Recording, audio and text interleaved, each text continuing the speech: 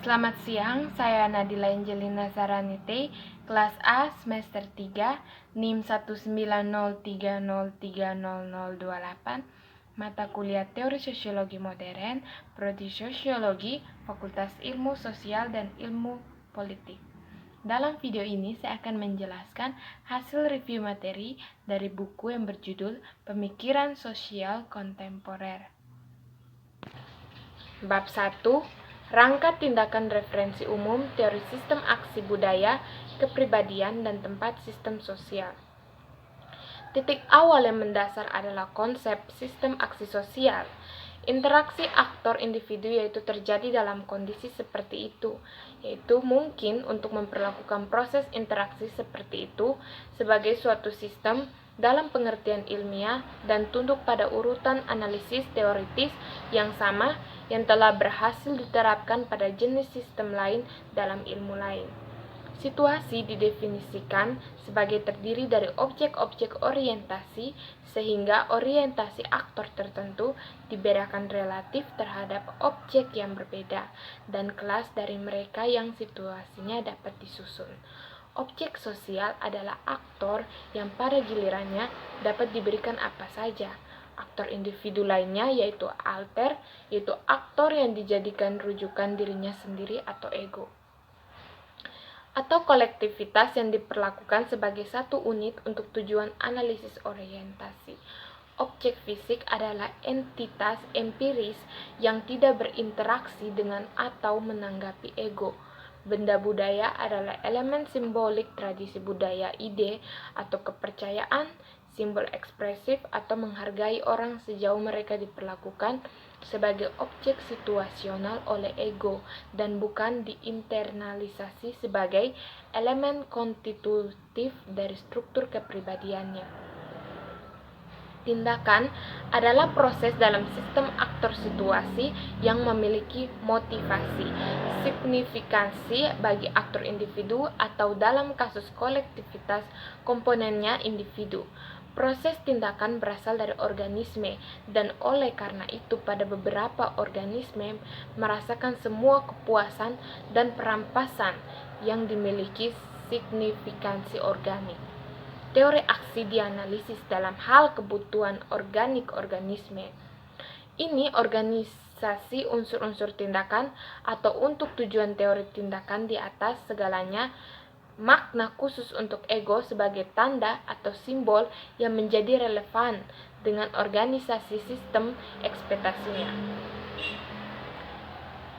Apabila ada interaksi sosial, tanda atau simbol memperoleh arti yang sama dan berfungsi sebagai media komunikasi antar aktor. Sistem sosial terdiri dari pluralitas individu, pelaku, berinteraksi satu sama lain dalam situasi yang dimilikinya. Setidaknya, aspek fisik atau lingkungan pelaku yang termotivasi dalam hal kecenderungan untuk optimalisasi gratifikasi dan yang hubungannya dengan situasi mereka. Bab 2, Pengantar Teori Sosial dan Tatanan Sosial. Konsolidasi teori sosial dan penelitian. Ini mengumumkan minat untuk mengkonsolidasikan hubungan timbal balik antara sosial teori dan penelitian sosial secara mencurigakan tidak tercela. Sejarah teori dan teori sistematika. Kebingungan yang aktif namun fatal antara teori sosiologi yang dapat digunakan dengan sejarah fakta luar biasa adalah bahwa dalam sosiologi perbedaan sederhana antara sejarah teori dan saat ini banyak tempat tidak tertangkap, setidaknya jika kita boleh menilai dari kurikulum dan publikasi. Meskipun sejarah dan sistematika teori sosiologi harus keduanya menjadi perhatian dalam pelatihan sosiolog, ini bukan alasan untuk menggabungkan dan membingungkan keduanya. Teori sosiologi sistematis mempresentasikan akumulasi yang sangat selektif dari bagian-bagian yang terkecil dari teori sebelumnya yang sejauh ini selamat dari ujian dari penelitian empiris, tetapi Sejarah teori juga mencakup masa yang jauh lebih besar konsepsinya yang jatuh ketika dihadapkan dengan ujian empiris.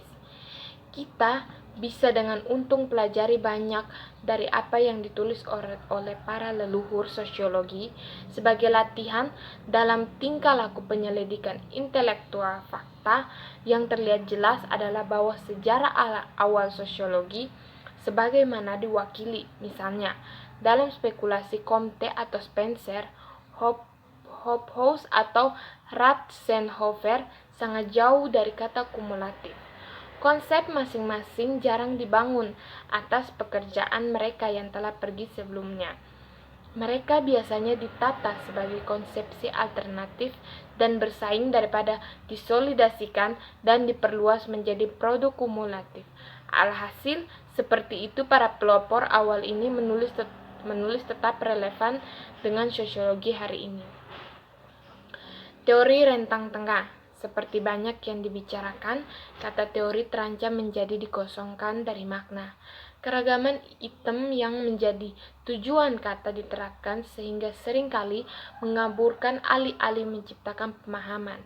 Syarat teori sosiologi mengacu pada konsepsi yang saling berhubungan secara logis yang terbatas dan bersahaja dalam cakupannya, daripada merangkul semua megah.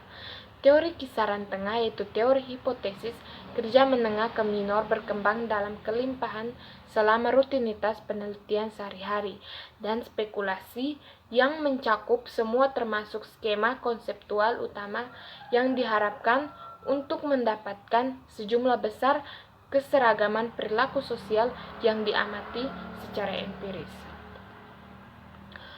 Kodifikasi teori sosiologi. Perhatian utama kedua adalah tentang kodifikasi, khususnya kodifikasi teori substansif dan prosedur analisis kualitatif dalam sosiologi. Meskipun tidak ada alasan yang melekat dan mengapa ini harus terjadi, analisis fungsional di sosiologi sampai saat ini hampir seluruhnya kualitatif. Tapi penemuan yang satu ini mungkin memfasilitasi penemuan lainnya. Sebagaimana diartikan di sini, kodifikasi adalah tertib dan pengaturan yang kompak dari pengalaman yang bermanfaat secara sistematis dengan prosedur penyelidikan dan dengan temuan substansif yang dihasilkan dari penggunaan ini. Saya menggunakan perangkat paradigma analisis untuk menyajikan materi yang dikodifikasikan. Sesuatu harus dikatakan melalui penjelasan tentang penggunaan berulang paradigma formal seperti ini. Saya percaya mereka memiliki propadeutik yang hebat. Untuk satu hal, mereka membawa udara terbuka untuk dilihat semua orang asumsi, konsep, dan proposisi dasar yang digunakan dalam analisis sosiologi. Kelas, konflik, dan negara. Inti dari kritik Mills adalah bahwa Parsons menawarkan sosiologi Amerika untuk membentuk empirisme abstrak yang gagal mengapresiasi signifikasi publik masalah dan masalah pribadi dalam konteks hubungan kekuasaan asimetris, konflik dan ketidaksetaraan sosial.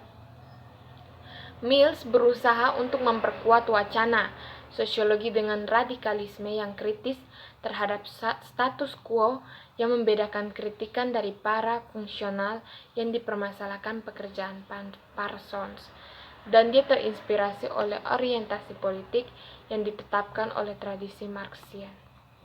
Bagian bacaan: John Porter, Antonio Gramsci, Immanuel Wallerstein, dan Leo Parnich. Porter memperkenalkan The Vertical Mosaic dengan argumen yang paling salah. Gambar persisten yang dipegang orang Kanada tentang negara mereka adalah bahwa sebenarnya tidak bertingkat di sepanjang garis kelas. Ia menjelaskan bahwa kemakmuran menjadi ciri khas Kanada masyarakat setelah Perang Dunia Kedua, merupakan komponen utama dalam konsolidasi dari gambar keseragaman kelas menengah. Citra sosial dari tengah yang bersatu kelas menurutnya tidak hanya dikonsolidasikan, tetapi harus diperbanyak melalui outlet seperti pemikiran modern, majalah konsumen, dan karya intelektual. Gramsci menguraikan dua kategori umum intelektual berdasarkan fungsi sosial, yaitu yang pertama kategori sosial dan intelektual tradisional meliputi sekelompok intelektual profesional dari berbagai siswa yang mungkin ditemui di universitas. Juga termasuk dalam kelompok ini adalah pendeta, filsuf, dan sastrawan angka. Dan yang jenis intelektual kedua yang didefinisikan oleh Gramsci adalah intelektual organik, yaitu intelektual yang elemen pemikiran dan perorganisasian yang berkuasa atas kelas dan wakil yang dipercayakan dengan komponen perorganisasian sistem sosial. Sekian dari saya. Mohon maaf jika ada penyebutan salah kata. Sekian dan terima kasih.